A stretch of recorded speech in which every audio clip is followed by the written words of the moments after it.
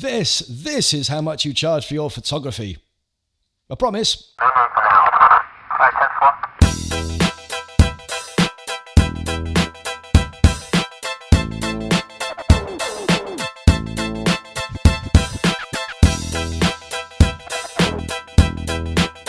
Hi, my name's Matt Widgery from mattwidgery.com. Yes, in today's episode, we're going to be looking at how to charge the right amount for your photography services. And this isn't actually clickbait. This isn't, one of these things going to lure you in and then, for me to tell you, oh, well, of course, there's no such thing as, accurate pricing. It's all kind of, whatever, and depends on your market and all that kind of shite. This is true. If you follow this, it will actually work and you'll be able to earn the sort of money that you deserve and have the type of lifestyle that you want out of your photography. All other things being equal, like, you have to be able to do decent photography, you have to be able to sell and all that stuff. So there's a thing called a cost of doing business calculator. And what that does is you put in all of the costs of your business, all the expenses that go into running your photography business. And you also include in there the desired wages that you would like to earn. And then you divide it by the number of billable days that you are able to work for, because there's 365 days in a year, right? But you can't do photography on 365 days a year. There'll be some days you just want off. There'll be some days when you have to do the other things that you maybe didn't get into business to do, like your marketing and your accounting and networking and post-production and dealing with the computers and all the other stuff. But this is stuff that you have to do. So if you're running a business for yourself anyway, you have to have all these different skills and they all have to have their own time allotted to them. So as an average, your mileage may vary, but as an average, you're going to be only working or only able to bill about 100 days a year, roughly speaking. And if you've got a very specific type of job, like for example, you're a wedding photographer, you're probably only going to be doing Saturdays because most people get married on a Saturday. You may get one or two others, but that might be, for example, that you work once a week and mainly during the summer months. So you might need to squeeze all of your income into working maybe 30 days a year, 40 days a year, something like that. And so when you add all this stuff up, it's got to be a pretty high number because that's got to support you for all the times when you're not working as well. So that's the basics of it. If you go to nppa.org, that stands for the National Press Photographers Association, NPPA. So nppa.org/calculator. That brings up a really good cost of doing business spreadsheet. You can input all of your costs into that and then come out with a figure at the bottom, which will tell you how much you need to charge. What's kind of interesting, I think, is that they've put some averages, I suppose, into all of the boxes before you fill them in yourself. So it gives you a ballpark as to what to be thinking of. I personally think there's a few more boxes they could add on there, and some are a little bit overestimated, some are a little bit underestimated.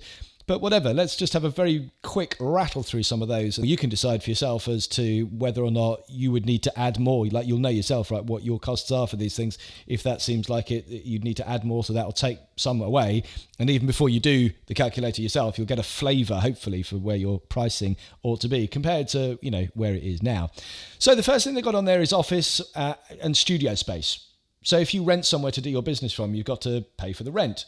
They've got that down as $4,800 for the year.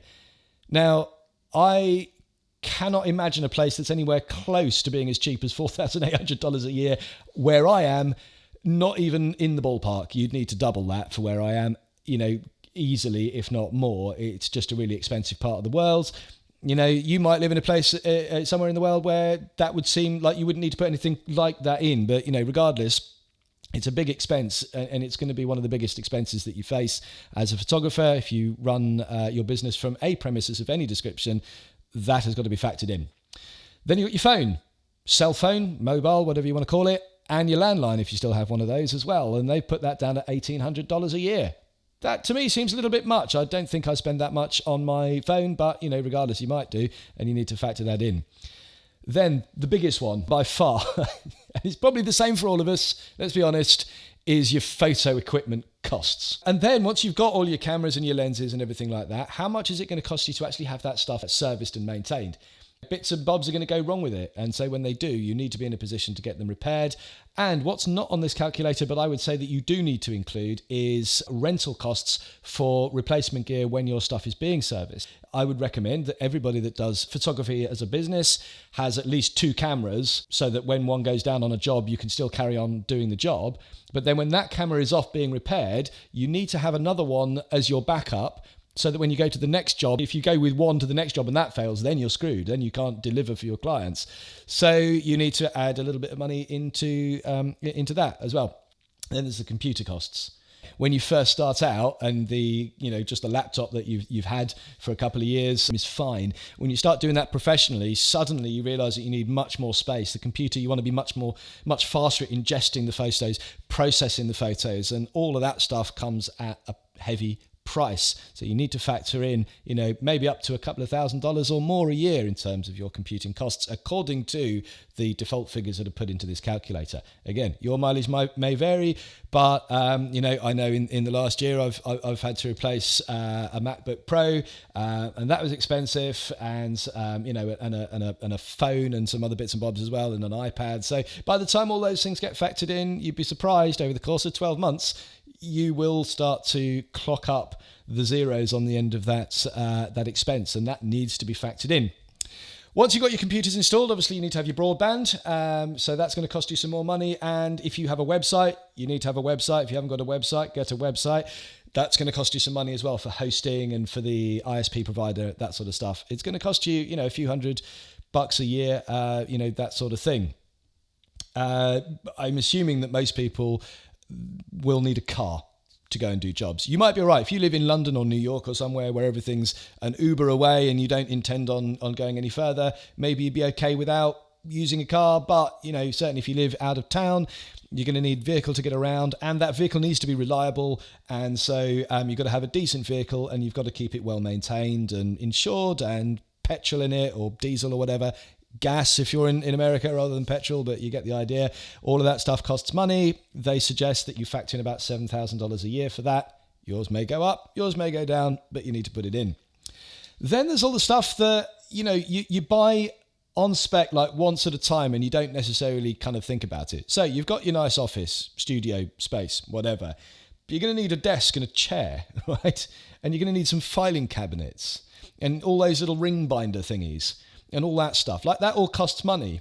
And pens, like these sort of pen things that have your logos on, they're not that expensive in themselves, but they all factor in by the time you got those, and some ink cartridges for the printer, and reams of paper that you're buying all the time, and all that sort of bits and pieces. You have to factor it in, because if you don't bill that to the clients, you're going to be billing that out of your money, and when there's nothing left at the end of the year, you're going to go into the red, and then you'll shut down your business. So make sure that every little thing is accounted for in this first bit. Really, really important to do that. Overestimate rather than underestimate.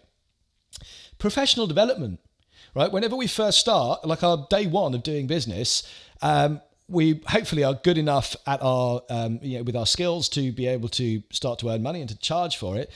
But that's not where it ends, that's where it begins. And so we want to get better over time so that we can improve our client base, we can improve what we do, we can charge more money for it, so on and so on and so on. And even just for the personal satisfaction of being able to do a better job for each client that keeps us hungry to do the job and want to keep coming back. And so we want to spend money on training and on courses and on workshops and going to different conferences and shows and things where we meet our heroes and get to talk to them and all this stuff. It all comes under professional development. It's going to cost you money, maybe $1,000, maybe more a year, but it's something you've got to factor in. It's also something that's definitely worth investing in. Absolutely set aside a pot of your money each year to invest in pushing your skill set to the next level. You will reap the benefits in the long term.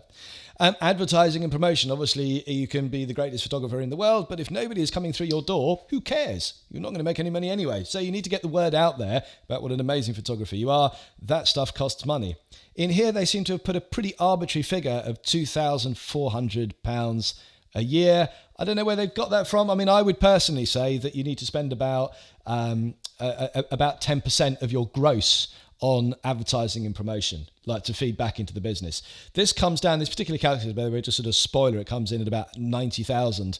So I would say you need to spend, maybe 8,000 or 9,000 a year on your promotion, if this is the way that your numbers work out. Might be more, might be less, again, depending on the numbers that you put in. But make sure you're setting aside a decent amount to put into promotion and advertising, because otherwise it just dries up, right? You need to have that continual flow of work coming through your door.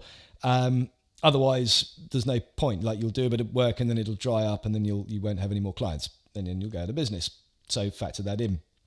Then insurance, get an accountant. You might need a lawyer if you're doing contracts and that sort of stuff. Got to pay your taxes, right? Got to pay your taxes. So make sure that when everything is paid, that there's enough money left in the bank, so that when HMRC in this country, or Inland Revenue or whatever, that when they come knocking, that you've got enough to pay them, because otherwise, again, they will close you down. You might have somebody that helps you out. Maybe part-time, somebody comes in and helps with payroll, answers the phones for you. Maybe you have an intern that comes in and just helps around, or an office assistant, studio assistant. They've got to be paid as well. Factor that in. And then utilities, your gas, your electric, your water, all of that stuff has to be paid for and accounted for. And finally on here, they've got travel and entertainment as well. Make sure that those costs are factored in. If you've had to fly somewhere to see a client overseas, if you've had to get a train ticket somewhere, if you've had to stay overnight and got a hotel, make sure that you're not only including that, but did you factor in the 3 cups of coffee that you had each time you took a trip out, and the lunch you had, and the breakfast and the dinner? Did you factor in the fact that because you were out of town somewhere and you weren't sat at home working, you went out and you went to the cinema that night rather than staying in the hotel room? That's all expenses that you have to build into the business, because the money's not going to come out of thin air. It has to come from somewhere. And where do you earn all your money from if you're a photographer? From your clients. So therefore, it all has to be added in. So at this point, we've got a nice big long list of things that you need to include in your cost of doing business.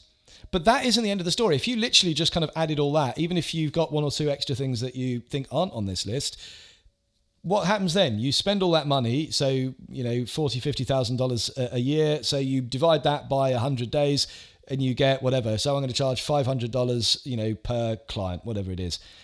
But what happens then? Like, that's just your expenses. You've spent the money on your advertising and your taxes and, your cameras and stuff. Do you have any left? No, obviously not, because you've spent it all. So you need to add on top of that what you want to earn as wages. That's massive, because otherwise you're doing it for free. You're just doing it to pay the bills.